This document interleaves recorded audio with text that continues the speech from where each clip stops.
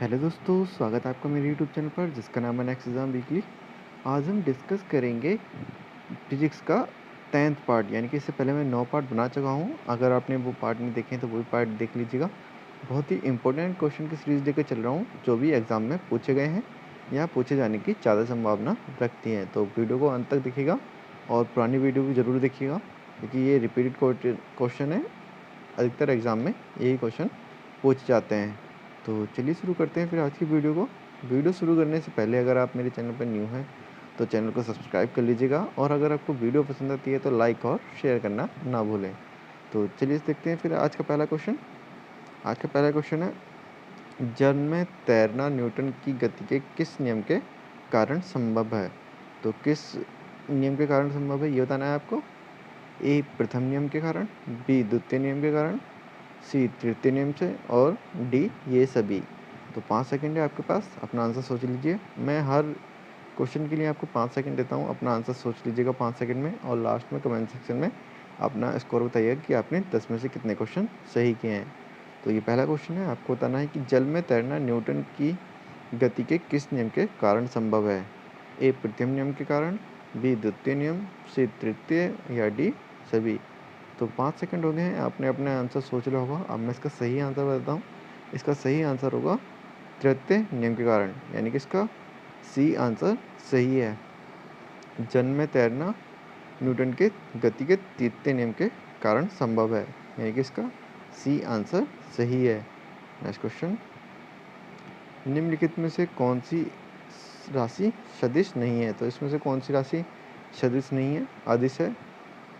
तो ऑप्शन देख लीजिए। ए वेग, बी आयतन, सी विस्थापन, और डी बल। तो 5 सेकेंड है आपके पास, अपना आंसर सोच लीजिएगा कि क्या इसका सही आंसर होगा, कि इसमें से कौन एक अदिश राशि है। ए वेग, बी आयतन, सी विस्थापन, और डी बल। तो 5 सेकेंड हो गए, आपने अपना आंसर सोच लिया होगा। अब मैं इसका सही आंसर बताता हूँ। इसका सही आंसर होगा आयतन, यानी कि इसका बी आंसर सही है। आयतन एक अदिश राशि है जो सदिश राशि नहीं है। तो इसका आंसर क्या हुआ? इसका आंसर हुआ बी। नेक्स्ट क्वेश्चन, एंगस्ट्रॉम क्या मापता है? तो एंगस्ट्रॉम क्या मापता है? ए तरंगदैर्घ्य, बी आवर्तकाल, सी आवृत्ति, या डी समय। तो 5 सेकंड है आपके पास, अपना आंसर सोच लीजिएगा कि क्या इसका सही आंसर होगा। एंगस्ट्रॉम क्या मापता है? तो एंगस्ट्रॉम क्या मापता है ये बताना आपको। ए तरंगदैर्घ्य, बी आवर्तकाल, सी आवृत्ति, या डी समय। तो 5 सेकंड हो गए हैं, आपने अपना आंसर सोच लिया होगा। अब मैं इसका सही आंसर बताता हूँ। इसका सही आंसर होगा तरंगदैर्घ्य है, यानी कि इसका ए आंसर सही है। एंगस्ट्रॉम किसकी इकाई है? तरंगदैर्घ्य के मापने की इकाई है, यानी कि इसका ए आंसर सही है।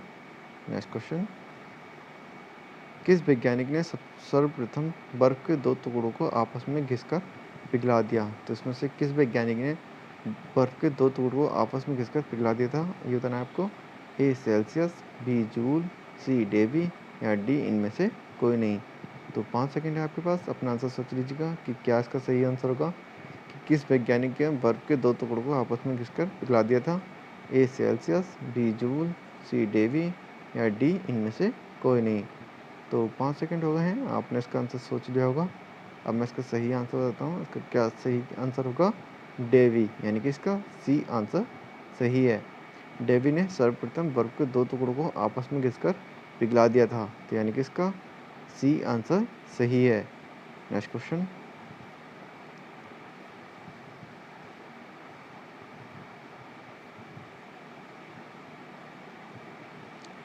उसमें एक प्रकार की ऊर्जा है जिसे कार्य में बदला जा सकता है। इसका प्रत्यक्ष प्रमाण सबसे पहले किसने दिया था? तो उसमें एक प्रकार की ऊर्जा है जिसे कार्य में बदला जा सकता है। सबसे पहले ये किसने इसका प्रत्यक्ष उदाहरण दिया था?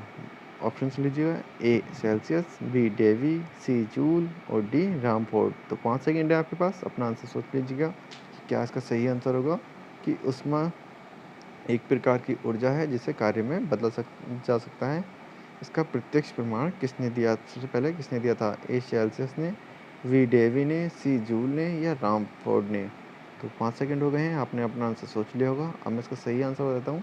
इसका सही होगा आंसर होगा रामफोर्ड, यानी कि इसका डी आंसर सही है। उसमें एक प्रकार की ऊर्जा है जिसे कार्य में बदला जा सकता है। इसका प्रत्यक्ष प्रमाण सबसे पहले रामफोर्ड ने दिया था, यानी कि इसका डी आंसर सही है।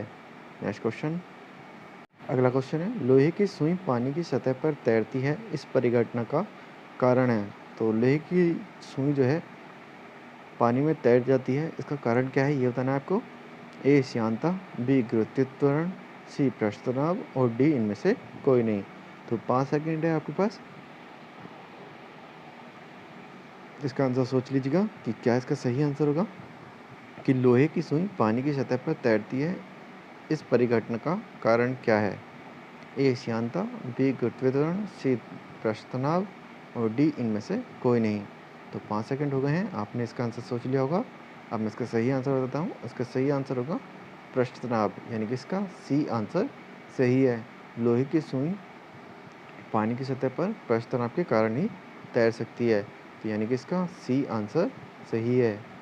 नेक्स्ट क्वेश्चन, निम्नलिखित में से किस द्रव का घनत्व सबसे कम होता है। तो इसमें से किस द्रव का घनत्व सबसे कम है ये बताना है आपको। ए मरकरी, बी पेट्रोल, सी स्वच्छ जल और डी नमकीन। तो 5 सेकंड है आपके पास, अपना आंसर सोच लीजिएगा कि क्या इसका सही आंसर होगा कि इनमें से सबसे कम घनत्व किसका होता है। ए मरकरी, बी पेट्रोल, सी स्वच्छ जल और डी नमकीन जल। बहुत ही इम्पोर्टेंट क्वेश्चन है, एग्ज़ाम में आया हुआ है ये, तभी मैंने आपसे क्वेश्चन पूछा हूँ। और लास्ट में अपने कमेंट सेक्शन में अपना स्कोर बताइएगा कि आपने कितने क्वेश्चन सही किए हैं। तो इसका सही आंसर देता हूँ, इसका सही आंसर होगा पेट्रोल, यानी कि इसका बी आंसर सही है। पेट्रोल का घनत्व जो जितने ये ऑप्शन दिए हैं इनमें से सबसे कम होता है, तो यानी कि इसका बी आंसर सही है। नेक्स्ट क्वेश्चन, एक हॉर्स पावर में कितने वाट के बराबर होता है। तो एक हॉर्स पावर में कितने वाट होते हैं। तो ये बताना है आपको। ए 450 वाट, बी 600 वाट, सी 734 वाट और डी 740 वाट। एक हॉर्स पावर में कितने वाट होते हैं ये बताना है आपको। तो 5 सेकंड है आपके पास, अपना आंसर सोच लीजिएगा कि क्या इसका सही आंसर होगा। एक हॉर्स पावर में कितने वाट के बराबर होता है। तो ए 450 वाट के, बी 600 वाट के, सी 734 वाट के और डी 740 वाट के। तो 5 सेकंड हो गए हैं, आपने इसका आंसर सोच लिया होगा। अब मैं इसका सही आंसर बताता हूँ। इसका सही आंसर होगा 740 वाट, यानी कि इसका डी आंसर सही है। एक हॉर्स पावर में कितने वाट होते हैं, 740 वाट होते हैं एक हॉर्स में। तो ये बहुत ही इंपॉर्टेंट क्वेश्चन है, कई बार एग्जाम में पूछा जा चुका है। ऐसे ही क्वेश्चन मैंने और भी वीडियो में लिए हैं, अगर आपने वो वीडियो नहीं देखी है तो वो वीडियो ज़रूर देखिएगा। अगला क्वेश्चन देखते हैं, बर्नौली प्रमेय आधारित है। बर्नौली प्रमेय किस पर आधारित है ये बताना है आपको। ए ऊर्जा संरक्षण पर, बी संवेग संरक्षण पर, सी आवेग संरक्षण पर या डी इनमें से कोई नहीं।